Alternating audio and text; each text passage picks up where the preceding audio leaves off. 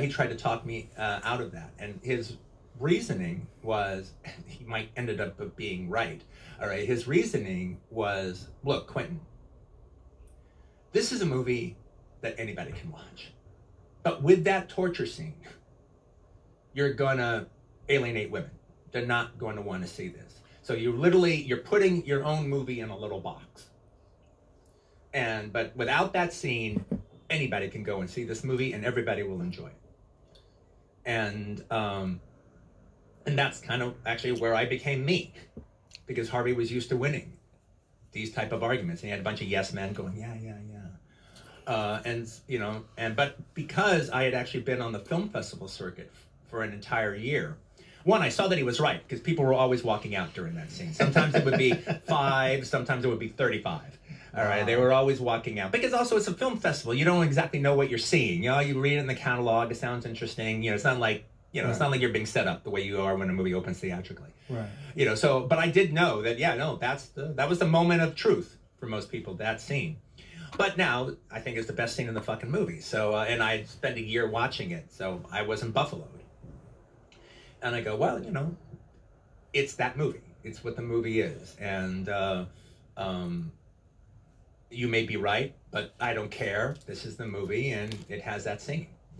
And Harvey realized he wasn't going to get his way, and he's used to getting his way. I stood fast, and there was like a beat of like, 1, 2, 3, 4, 5. Okay, we're going to leave the scene in, and I want you to remember that it was Miramax who left it alone. Wow. That's an interesting way to control the situation, right? To take it and bring it all back to him. Mm-hmm. How weird is it for you to have had a relationship with that guy for all these years, making all these films, and now see what he's become? It's sad. It's sad. He was like, he wasn't just this guy who financed my movies. He was, kind of like a father figure. I mean, he was kind of a fucked up father figure, but that's most people's fucking father. Yeah. He was a fucked up father figure, but he was like, he was involved in, my professional life for like a long, long time. So it's like, I think it's sad. Oh, it's definitely sad.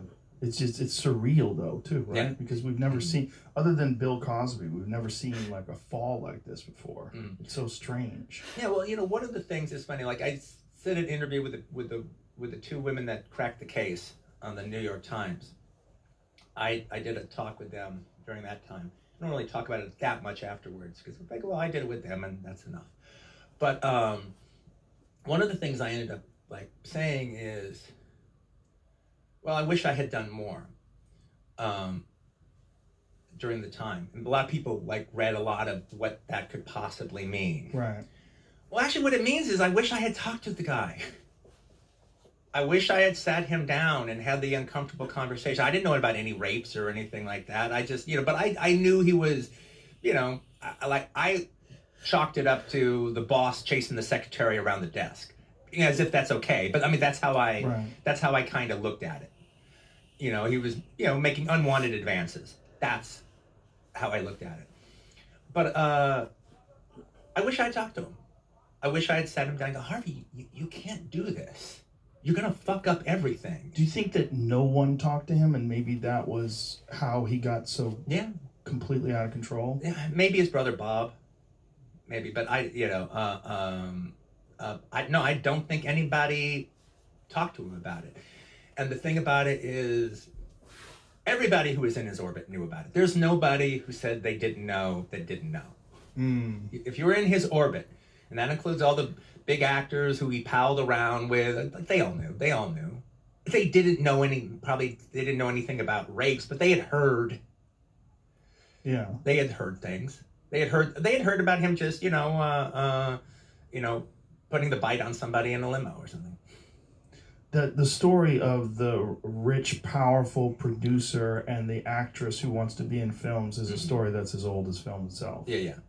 I mean, it's just one of those stories that goes on. I mean, it was almost like, I don't really have a history in film, but from what it's been explained to me, that's always what it's been like. Yeah, I know. They gave me a tour of Shaw Brothers Studios. And I'm taking a tour of Shaw Brothers Studios, and they take me into the screening room. And then like, okay, see that chair in the back there, that was reserved for the owner of the studio, Run Run Shaw. That's where he sat.